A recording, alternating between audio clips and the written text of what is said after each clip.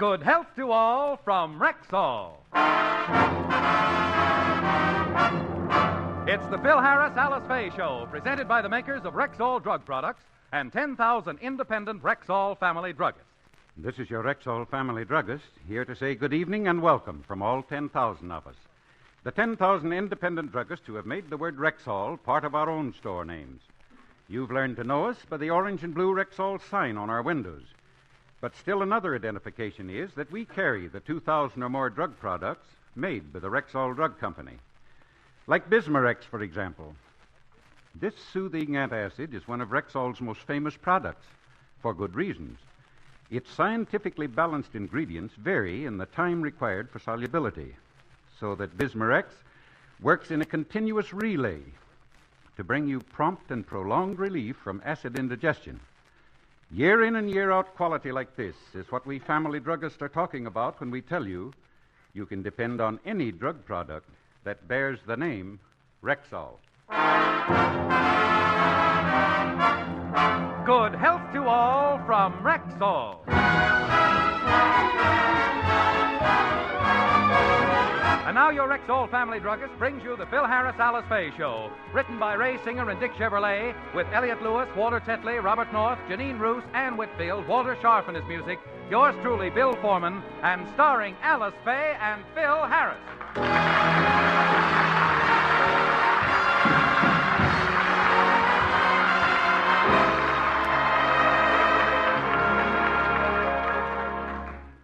Yesterday, the Rexall Company's board of directors had a special meeting to discuss a proposed television show.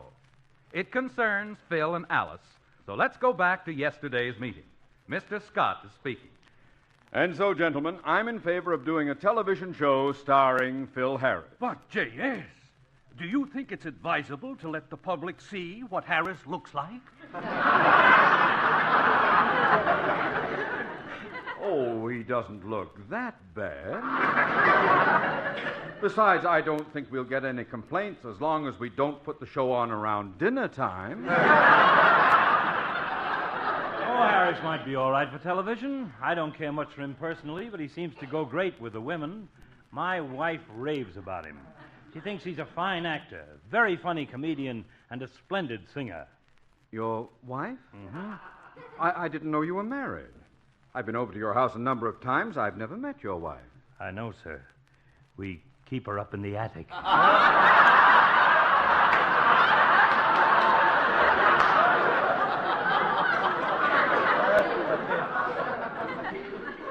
A wise move. Well, gentlemen, let's at least test Harris for television. Very well. Let's have a few cameras at his radio rehearsal tomorrow and see how he photographs.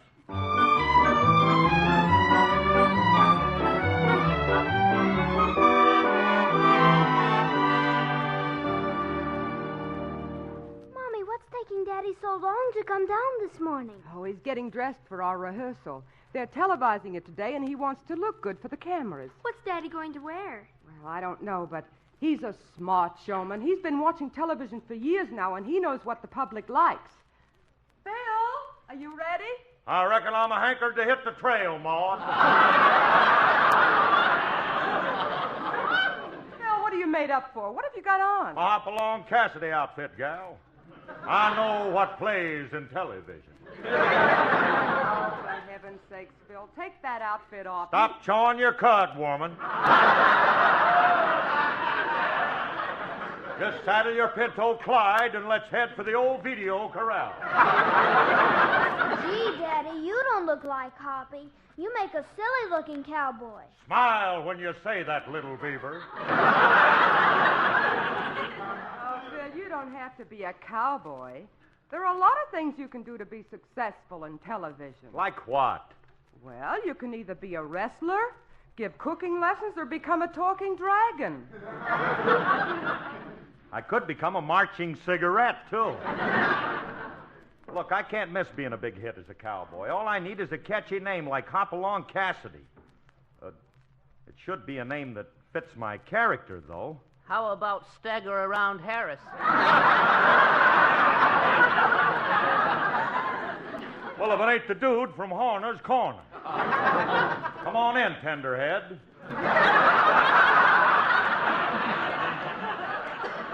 Pull up a hot branding iron and sit down.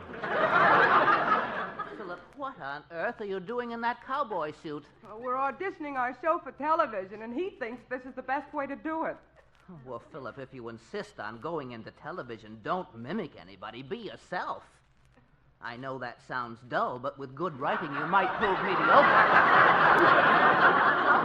Don't worry about me. Alice is the one we have to worry about. Me? Yeah. How do I know you'll photograph? After all, you're not Betty Grable and... Hold it! Makes you think Betty Grable would be better than me in television. Oh, she can't miss. She's got a lot of personality. I've got just as much personality. She's very photogenic. I'm just as photogenic. She's still in pictures. You thought it takes 4-way cold tablets.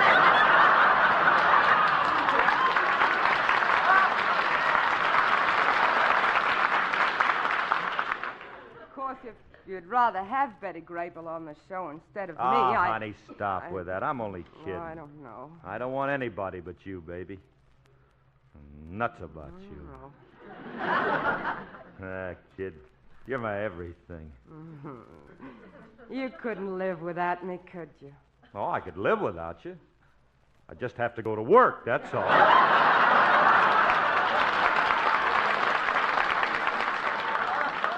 You know something? You're going to be great in television, honey. I can't wait to hear you sing. Neither can I, so I'll do it right now.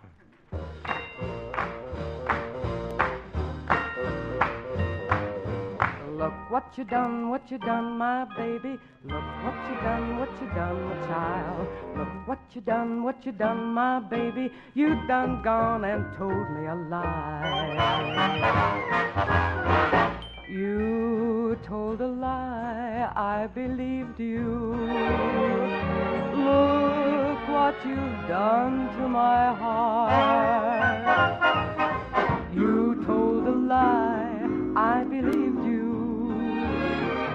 I was a fool from the start. I thought that you and I would be together.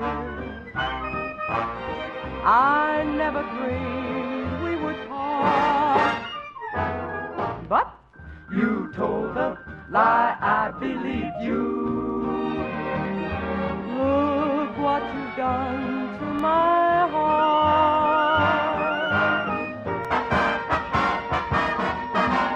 Look what you done, my baby.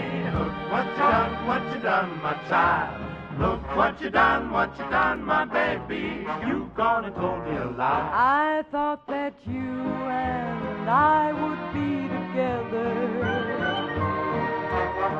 I never dreamed we would part. But you told a lie, I believed you. And look what you've done to my heart. Look what you done, my baby. Look what you done, my child. Look what you done, my baby. Look what you done to my heart.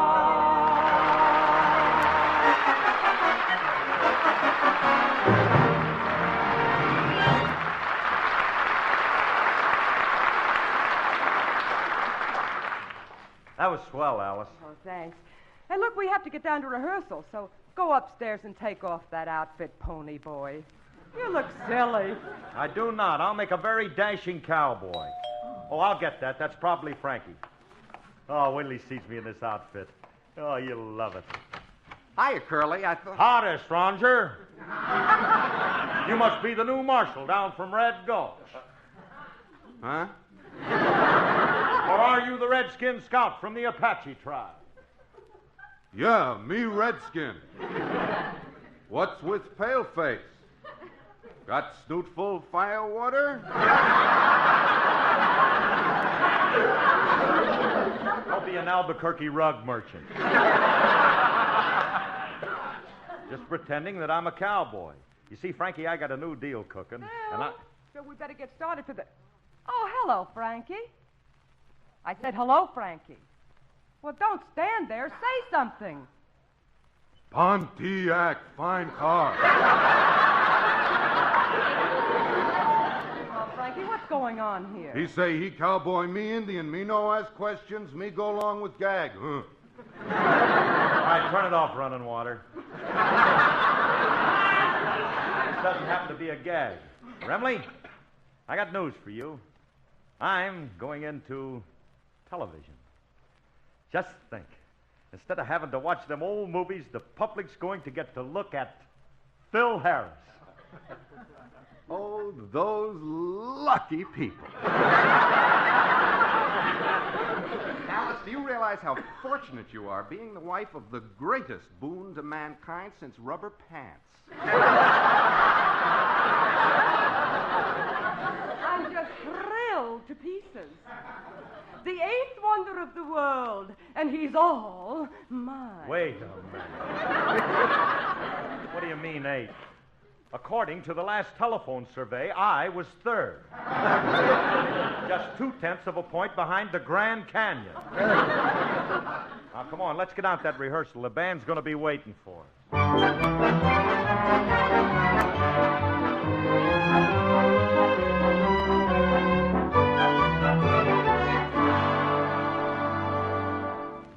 And so, fellas, that's why I got down here to see you early. You see, I want you all to look your best when they test you for television. And that's why... All right, knock it off. Break it up. Will you stop beeping? They're paying scale now. Now, are there any questions? Yeah. What's television? What's television? Artie, you must have seen it in your natural habitat, the bar room. I know you've seen it there. I don't go to bar rooms anymore. Since when? Since the brewery put a pipeline into my apartment. All right. Pipeline into your... I wonder what the installation charge is.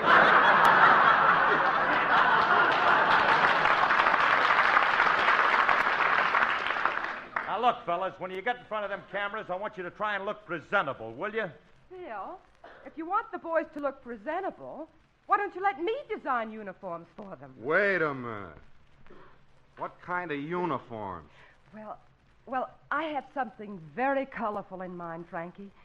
You'll look very smart in royal blue best jackets, a maroon sash around the waist, and yellow trousers with a brocaded stripe down the side.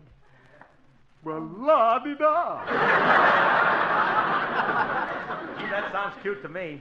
Hey, Alice, can I have epaulets on mine to show I'm the leader?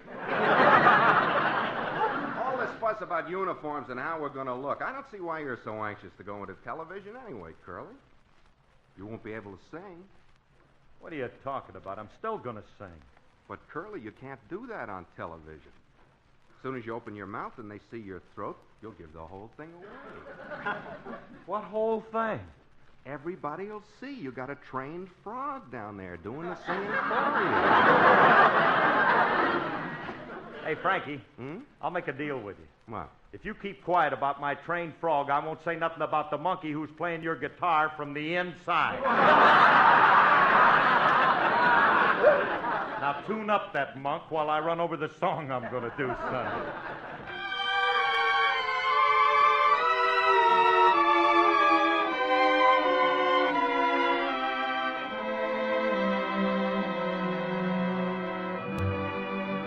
Up in the morning,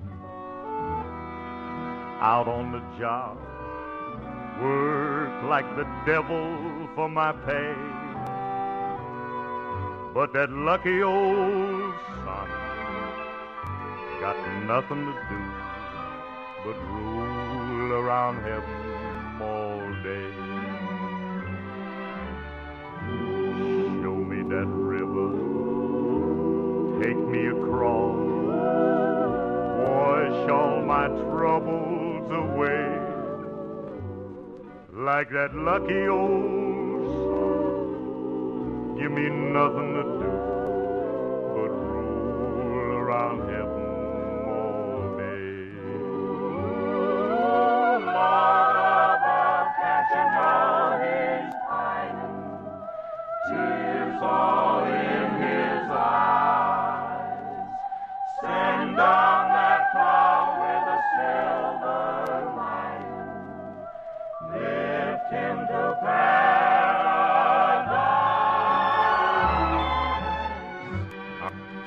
every morning.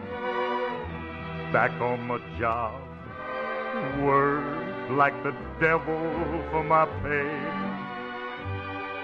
But that lucky old son got nothing to do but rule around heaven all day. Fuss with my woman, toil for my kids, work till I'm wrinkled and gray, while that lucky old son, he ain't got nothing to do but rule around heaven all day. Good Lord above, can't you know I'm pining? Tears all in my eyes. Send down that cloud with a silver lining. Lift me to paradise. Show me that river, take me across, wash all my troubles away. Like that lucky old sun, give me nothing to do but roll around heaven all day.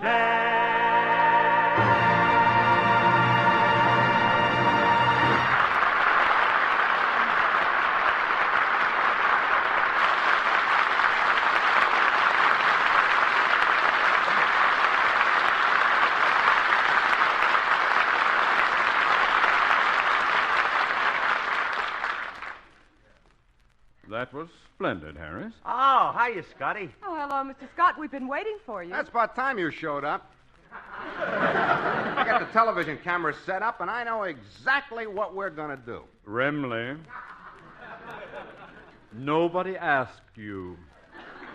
Nobody ever does, but I'm telling you anyway. Now, here's my idea. Please, we don't need your help, so keep your anemic little mind inactive. And your big fat mouth shut. I've decided what kind of a show we're going to do. Bravissimo, Mr. Scott. We're going to do something novel, something that has never been done before. The Adventures of a Private Eye. Oh, that's indeed novel, sir. Yeah. There hasn't been a new Private Eye show on the air for nigh on a half an hour. What's different about a private eye? The way we approach it. I bought a script with a very unusual slant. Harris, you've heard of the famous radio detectives Richard Diamond and Sam Spade? Yeah. Well, you're going to be known as Harry Hart. Harry Hart? And I'll be your assistant, Cornelius Clubb. And I'll be your secretary, Nora No Trump. Well, let's get started with the play now. Whose deal is it? I'll thank you people not to get corny. We're corny. Who wrote this thing? A poker dealer at the Flamingo Club? I bought it from a brilliant young writer. He's a genius. He'll be over a little later to help with it. Well, wait a minute now. What character do I play in this thing? Well, you're a red-headed Irish detective. You're tough, you're good-looking, and you're irresistible to women. Uh-huh. Well, I don't know who this writer is, but he's captured the real me. There's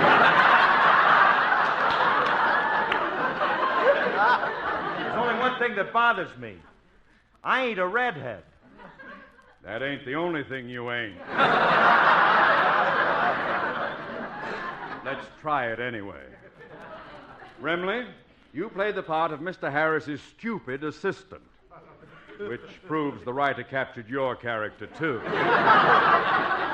Miss Faye, you play the part of an alluring, seductive young siren. Every man who looks at you goes mad about you. Now you've struck a nerve, Doc. All right, let's try it in front of the cameras now. As the scene opens, Harris, you're on the trail of a murderer, and you're about to enter a bookstore that is owned by Miss Faye. Now remember, Play it tough and fearless like Sam Spade. Okay. All right. We'll start with the sound of footsteps as Harris and Remley approach the bookstore. Well, here's the bookstore, Chief.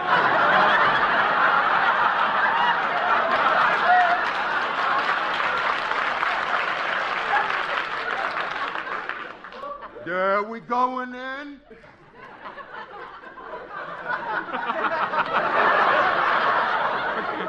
Of course we are. Come on, sweetheart.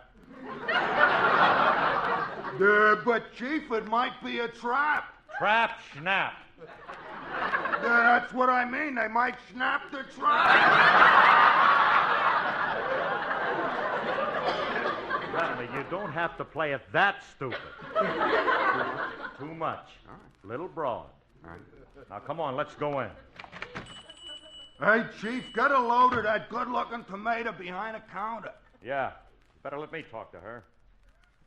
Hiya, sweetheart. What can I do for you, big boy?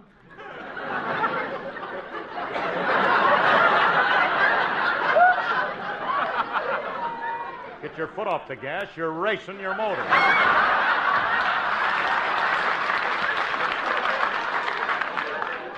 Look, sweetheart, I just came in here to tell you that... Oh, you irresistible brute, you. I love you madly. Take me in your arms and kiss me.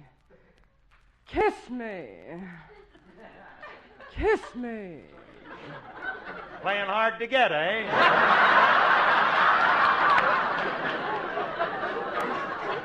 Look, sweetheart, I just came in to buy a book. A book?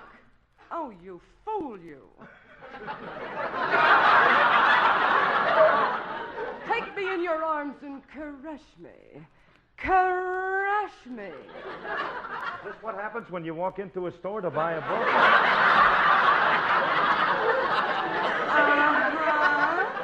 All these years I've been letting the Book of the Month Club sing.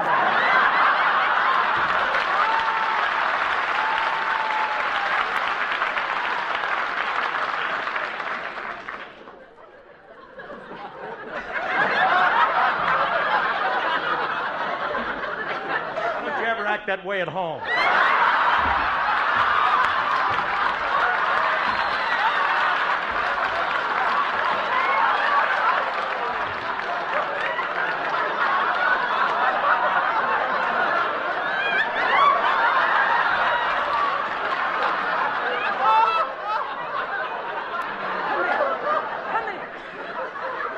I'm here. Tell me what you want. I'm here. Come over here. I'll be here forever if you keep acting that way. Come over here and kiss me, you great big blob of man. All right, if you insist, okay. But you better brace yourself, sweetheart, because I'm rough and I'm tough, and I got a terrific strength on account of my built. Now put your arms around me. Tighter.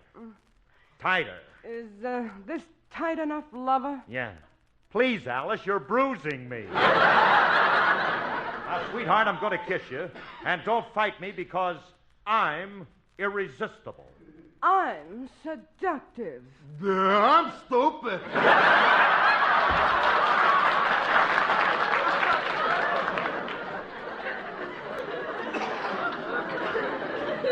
gotta be to take a part like this. All right. Now, look, sweetheart. I'm on the trail of a murderer, and I suspect he's hiding out here. Don't be a dick. This is just a bookstore, and my husband and I live in the back. We're quite harmless.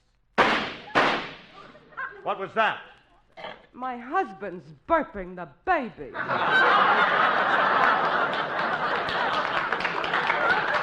I get it. Your husband, eh? Well, that's the guy I'm after. All right, come on out.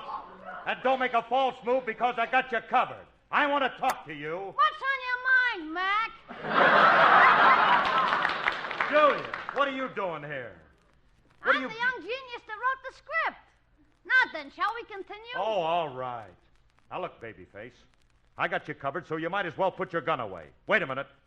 That gun looks like the murder weapon. I'm going to check. Toss me one of them bullets out of that gun. Okay.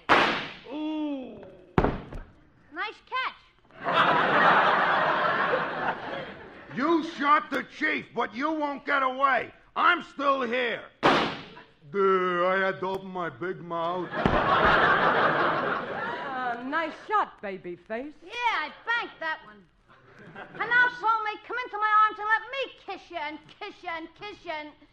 We better sit down, Miss Faye. This goes on for 2 pages. Julius, you can stop now. This whole thing is childish. For the present, Rexall will forget television and stick with our radio show. All right, Harris and Remley, you can get up now. I said you can get up now. Julius, why don't they get up? I don't know. Unless it's because I used real bullets. Julius, you did... Did you, my boy?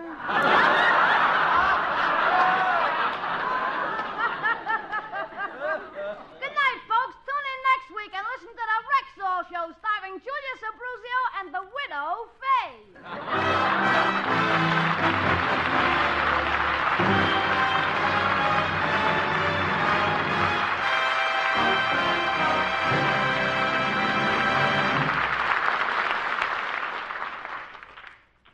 Alice and Phil will be back in just a moment. But first, here's your Rexall family druggist. When Old Man Winter is just around the corner, I get to wishing I was a vitamin in Rexall's laboratory. For heaven's sake, why? Well, ma'am, picture a nice big air-conditioned room where the temperature is kept around 70 degrees all year through. Not too hot, not too cold. Say, that does sound good. Just such a room in Rexall's laboratory is where the valuable and delicate ingredients that go into Rexall Plenamins are stored. Plenamins? That's Rexall's famous multiple vitamin capsules. To be sure they have the correct potency, Rexall scientists let them enjoy this air-conditioned comfort until they're ready to be packaged. Then they're sealed and sent to our stores. That's one reason why Rexall can guarantee you that 2 of these Plenamon capsules daily supply more than the daily minimum requirements of every vitamin for which such requirements have been established. And it's one more reason why 10,000 family druggists tell you you can depend on any drug product that bears the name Rexall. Good health to all from Rexall.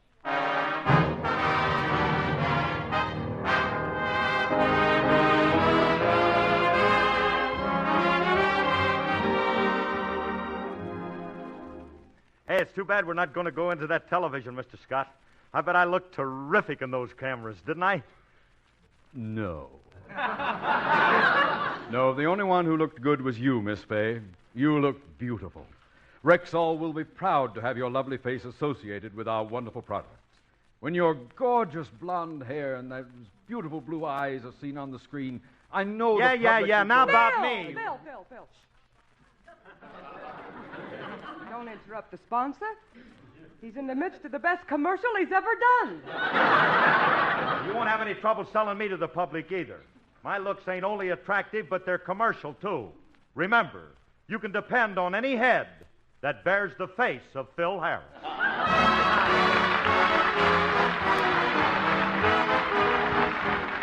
This program was produced and directed by Paul Phillips.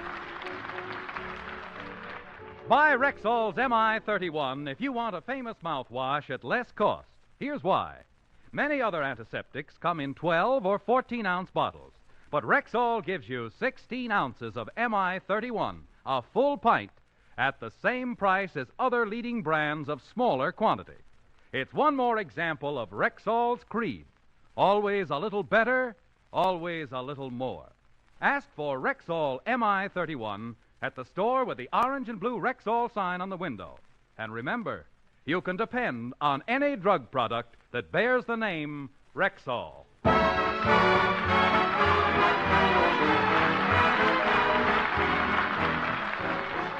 You're tuned for the stars on NBC.